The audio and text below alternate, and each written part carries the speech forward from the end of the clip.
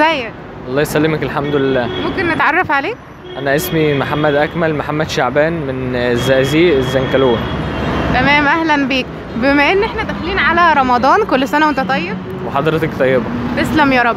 فقول لي بقى، رمضان في مصر اجواءه مختلفه ازاي عن باقي الشهور بتاعه السنه؟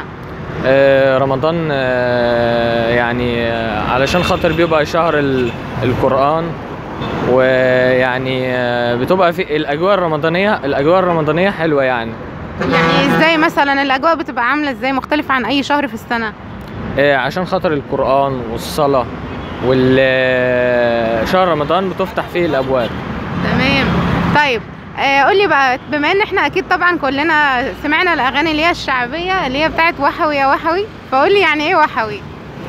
انا ما اعرفش بصراحه، بس هي يعني خمن كده. طيب هم بيقولوا ان وحوي دي اتعملت عشان خاطر كان في ست رايحه تصلي وكده يعني، فكان في فانوس. لا، ما انت كده دخلت في حاجات كتير الصراحه. تمام.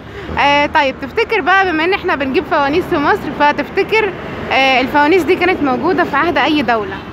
على ما اعتقد في عهد الدوله الفاطميه. تمام. طب تفتكر ايه السبب، او بترجح ايه الاقاويل اللي اتقالت عشان وجود قصه الفوانيس؟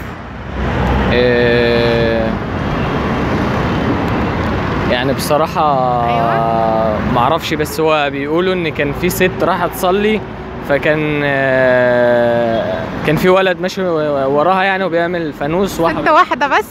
ست واحدة.